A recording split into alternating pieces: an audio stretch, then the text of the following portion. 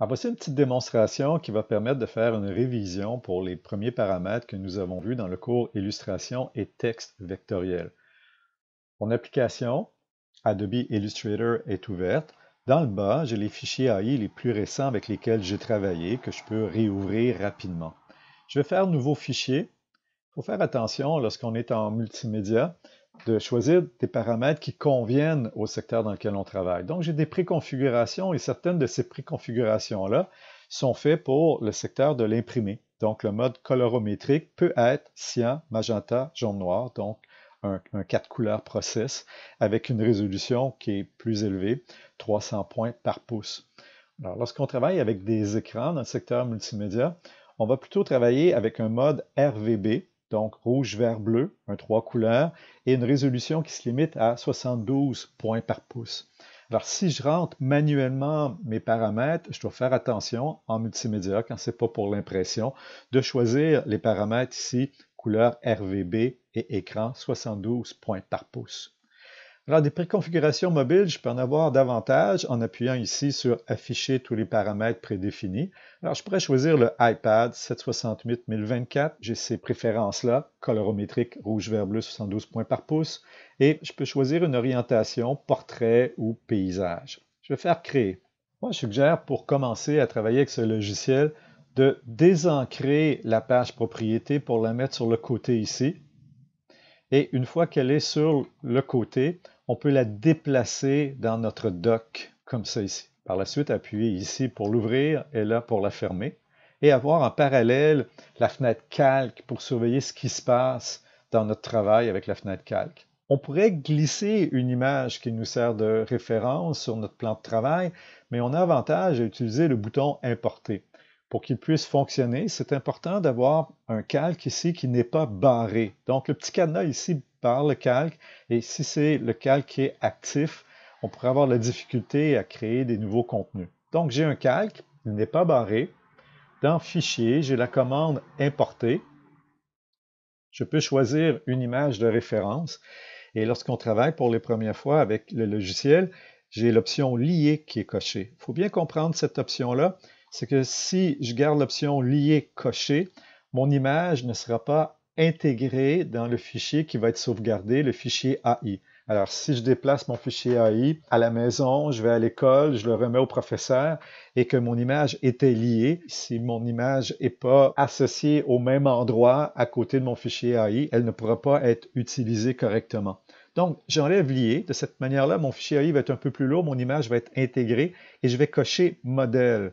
Modèle est un statut particulier qui va me permettre de garder mon image affichée en mode d'affichage de tracé pour pouvoir voir mes courbes et mon image de référence. Je fais importer. Je me trouve à avoir créé un calque particulier qui a les propriétés dites modèle et ce calque-là est barré. Les propriétés, je peux encore les modifier en cliquant sur la vignette de mon calque. J'ai accès ici au fait que c'est réellement une image modèle et aussi à son estompage. Donc, il faut comprendre que les couleurs sont un peu atténuées et si mon dessin est pâle, bien, je pourrais augmenter ici le pourcentage pour voir davantage mon image de référence. Alors, je vais faire OK. Je vais débarrer mon image afin de changer les proportions. Un raccourci au clavier, c'est S qui active l'outil mise à l'échelle. Si je tire ici sur un coin, je peux déformer mon image. Alors, je commence à la tirer un petit peu, j'enfonce majuscule et je tire à nouveau. Et à ce moment-là, le rapport hauteur-largeur est préservé, il est barré. Je vais prendre l'outil de sélection pour déplacer, pour venir ici placer mon image en haut de référence.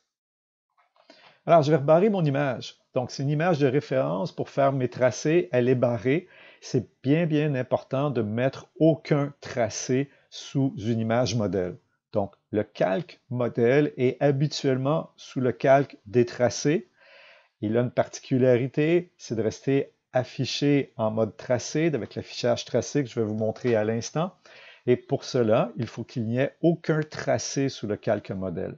Alors, je sélectionne un calque vide. Tiens, je vais le renommer. Ça va être un calque pour faire mon véhicule Jeep. Je vais prendre ici l'outil rectangle. Si je tire, je vais réaliser un rectangle qui va être la couleur de fond derrière mon Jeep. Alors, je vais ouvrir ma page propriété. Le calque Jeep est ici et il contient un tracé.